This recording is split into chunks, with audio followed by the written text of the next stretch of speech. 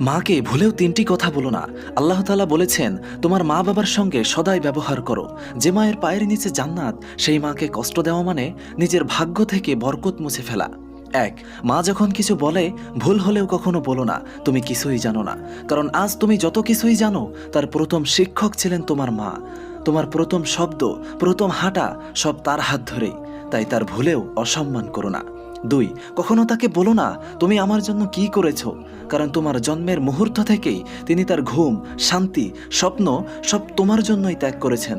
তুমি যত বড়ই হও না কেন, তার ঋণ কখনোই শোধ হবে না। তিন, রাগ করে কখনো মাকে বলো না তুমি আমাকে বোঝো না। কারণ তিনি তোমার জন্মের আগে থেকেই তোমাকে অনুভব করেছেন। তোমার মুখের হাসি দেখলেই তার মন ভরে যায়, আর চোখে জল দেখলে তার বুক ফেটে যায়। তিনি না বুঝলে আর কে বুঝবেন বলো। মা শুধু একজন মানুষ নন, তিনি একটি দোয়া, একটি ছায়া, তোমার জান্নাতের দরজা। আমি মনে করি যার মা আছে সে ধনী, আর যার মা নেই সে পৃথিবীর সবচেয়ে বড় অনাথ। মাকে সম্মান করো, কারণ তার সন্তুষ্টির মধ্যেই আল্লাহর সন্তুষ্টি লুকিয়ে আছে।